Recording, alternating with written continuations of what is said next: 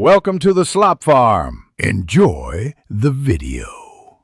You start by signing into your Google account in a Chromium-based browser so apps integrate smoothly. Once signed in, make sure pop-ups and notifications are allowed. This prevents install dialogues from being blocked. Open the Google service you want, Gmail, Calendar, Drive, or Docs, and check that the page is fully loaded. You do this because the browser detects installable sites only when scripts finish loading, and you want the app install option to appear without delay. Once the site is ready, use the browser menu and select Install or Create Shortcut to convert the web app into a desktop app. Choose the option to open in its own window so it feels like a native app. This isolates tabs and improves focus. Next, confirm creation, and when prompted, pick Pin to Taskbar or Create Desktop Shortcut. This step makes reopening instant and lets you treat the app like any other program.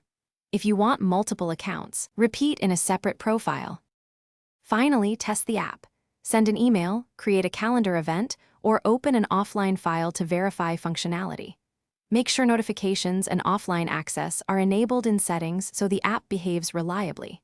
If something fails, recreate the shortcut or reinstall the app from the browser menu. This often fixes update glitches. One key troubleshooting tip: clear the browser cache or reset the site permissions if installs don't appear, because stale data or blocked permissions usually cause the problem. Thanks for watching. Consider subscribing if we helped you today.